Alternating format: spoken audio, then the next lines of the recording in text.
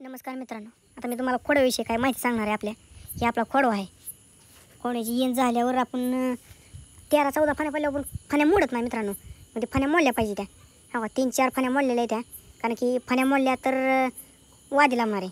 फण्या जास्त ठेवल्या तर वादी लांबत नाही मित्रांनो. बघा ह्या 13-14 फण्या आहेत मित्रांनो. गड जसं आहे तसं ठेवायचं. आपल्याला वाटलं बाबा फणी मोड हाणायची तर हाणायला लागते मित्रांनो. काय ही चौथी फणी हाणलेली, खालची एक मोडून टाकलेली आहे. वरची बघा कशी दिसते ती किळी. बघा फणीतलं अंतर असलं ना मग वादी लांबते, मग ती ठेवायची मित्रांनो फणी. बघा कसा दिसते खोडवा.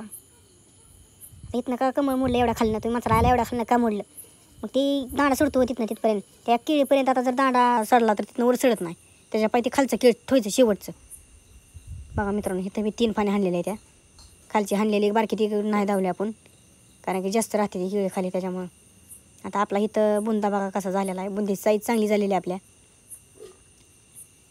24-24 बी सोडू शकता. 24-24चा चांगला फरक आहे मित्रांनो. रिझल्ट चांगला आहे त्याचा. बघा माल फुगल्यावर असं दिसतो, एकदम क्वालिटीचा माल वाटतो.